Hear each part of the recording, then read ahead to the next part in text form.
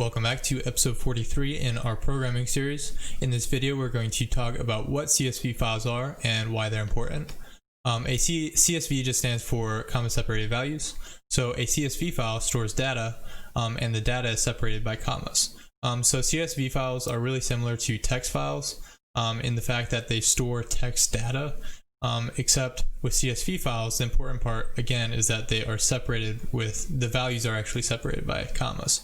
So we can actually organize our values in categories and then open those up and, sort through the data in an organized manner. Anyways, being that we actually use commas in comma separated value files, we can open up these files in a spreadsheet format.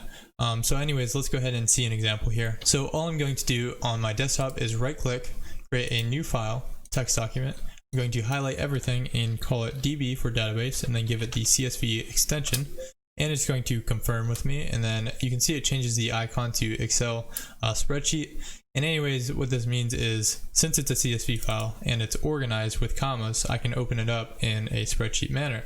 So also I can open it up in like a regular text editor, like Notepad++, and I can put in values. So I can say, for example, this would be an example CSV.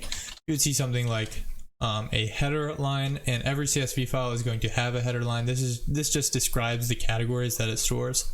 So in this CSV file, let's just say we're storing the name, the age, and the gender of a person. And then what we can do is go to a new line and put the actual data. So we can say Bob, age 23, and male. And then we can do this for however many lines we want. So this is really important. So now what we can do is we can go back to here and open it up in Excel spreadsheet, and you'll see all the information is organized in columns, and then the data is on separate rows. So that's why CSVs are really important. They're separated by commas. So using programming and everything we've learned up to this point, we can actually store data in a CSV format simply by printing out data to a file and then adding commas. So anyways, here's a program that I've written up. It uses pretty much everything we've learned up to this point in programming, and I'll leave a link in the description of this video so you can check out the code at GitHub or wherever I decide to put it. Anyways, this program basically gets data for employees and then it stores it in a CSV file. So let's go ahead and run this. So what we're going to do is we're going to compile this code. We're going to link it as always, and then we're going to run it. And you can see we get a menu, and we're going to press 1 to enter data. So now we can enter information. So name is Bob, and then age is 23, and then gender is male, and department we'll just say sales. This is done, and now we can do this as many times as we want.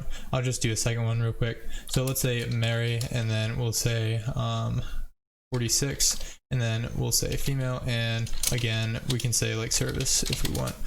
Anyways, now if we go ahead and quit this program, we'll go ahead and look at this spreadsheet. So we'll close this, and then we'll go into where these files are actually located, and you can see it created a CSV file. So we'll open this up in spreadsheet, and we'll see all those values here.